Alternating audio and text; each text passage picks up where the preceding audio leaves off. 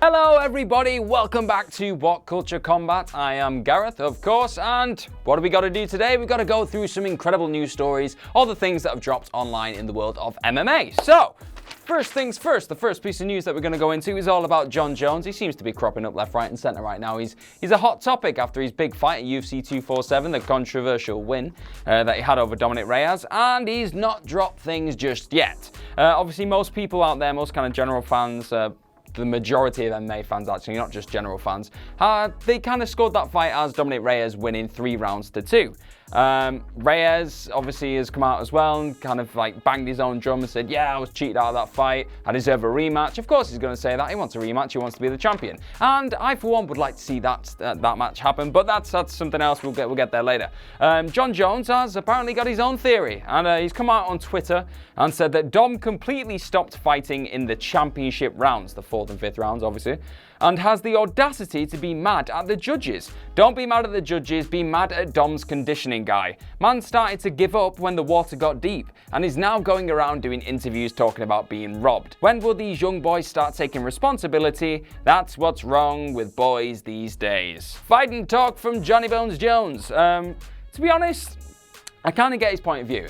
He's a championship fighter. He's been doing it for so long now. He understands that you don't fight a fight just in the first 3 rounds. That's not how fighting works. You can't just fight for the first 3 rounds and then give up at the end. You've got to still keep in there, keep showing offense. But in terms of scoring, he won those first 3 rounds, in my opinion. So if you're going to go there, yeah, he technically won 3-2. That's just simple math. He won that fight. But a lot of people this has inspired a lot of debate where people are starting to ask a question and maybe theorize that perhaps the 4th and 5th rounds should count as more. There should be more points awarded to the 4th and 5th round because fighters get tired and you should be rewarded for your stamina, rewarded for your tactical kind of nuance. But yeah, I think it has got to the point where people are starting to say that is a factor. That is something that if you've ever been in a championship fight, it gets tough towards those 4th and 5th rounds, the championship rounds. So you should be rewarded for kind of getting a second win, really, more than anything. Let me know what you think of that. What you think about potentially having those 4th and 5th rounds marked down as more important, perhaps, than the early rounds. It's a massively divisive topic right now in the world of MMA, but it's worth talking about. There's been a conversation started where I think a lot of people are now starting to kind of bang the drum again for the real-time scoring as well in the actual arena. Like every other sport has that. You don't have a football match where people are scoring goals and they just kind of don't show you the actual score because that'd be madness. So why not? Why not have actual scoreboards showing up every round? Oh, that was 10-9 that round. That means that coming into this round, I need to score and I need to maybe even knock the person out if I'm really down on the rounds. We've got to start changing something because we can't have this after every single event. People going mad about the scoring systems and just the entire system itself being flawed. We're going to go into our second piece of news now, and it's a bit of a I don't know, it's quite an alarming topic right now because BJ Penn, he's had a lot of struggles, well documented at this point that he's been involved in brawls. He got released from the UFC in September 2019, and he's in a bit of a bad spot right now. Everyone in the MMA community just wants him to kind of get himself out of it and just turn his life around, but things have taken another turn. Hawaii police are currently investigating BJ Penn for a DUI accident that happened. The accident occurred, and this is a police statement. I just want to kind of read this as word for word as I can. The accident apparently occurred at 7:39 p.m. On a highway in Penn's native Hilo. Police received multiple calls of a black Toyota Tacoma truck that was speeding and losing control and had flipped onto an embankment in front of a shopping mall. Police found Penn in the truck and took him to the hospital for immediate care that was paramount for his safety. That's not great.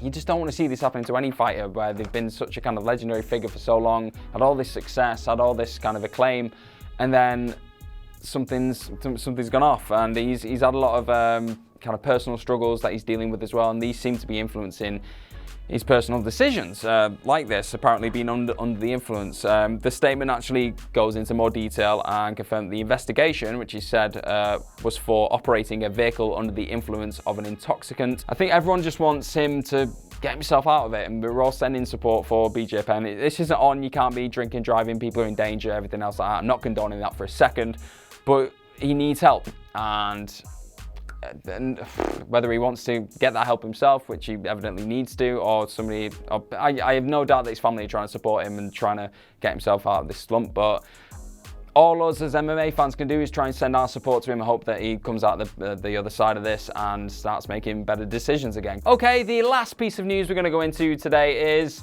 Juan Adams has apparently left the UFC. Well, he's been released from the UFC. If you watched UFC 247 on Saturday, you saw that he lost his third consecutive fight.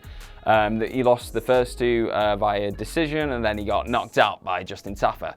It's a shame. He was a massive kind of potential superstar coming out of the Dana White Contender Series, where he TKO'd his way to a contract, really, and he was looking like this big heavyweight prospect for the future, and he hasn't won, and that's as basic as it gets, but he's not won any fights, so you can't really keep putting stock in a guy saying, oh, he's going to come good, when he's lost 3 fights in a row and hasn't really given you any inclination that he can hang on the main UFC roster. It's unfortunate. I mean, he's young. I think he's like 28. He's still got a long time to forge a career. Could head over to Bellator, could head over to One Championship. I think the door will be left open. If he goes somewhere else now and he makes a name for himself, gets a few wins under his belt, and starts to become the force that he could be, and what Dana White obviously thought he could be, that's why he gave him a contract, then UFC aren't holding a grudge. They're not saying, oh, you've been released because of bad behavior and everything else. He's just been released because he's not earned his spot, really. He's not been doing enough. So if he does start earning his spot somewhere else,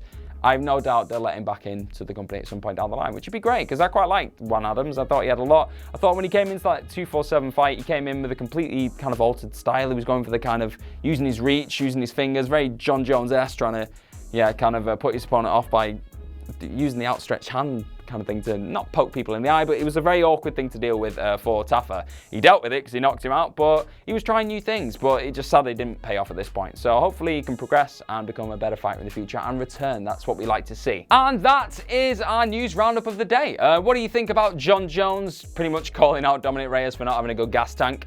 What do you think about BJ Penn and another twist, another awful turn in the story of BJ Penn at this point? What do you think about Juan Adams being released?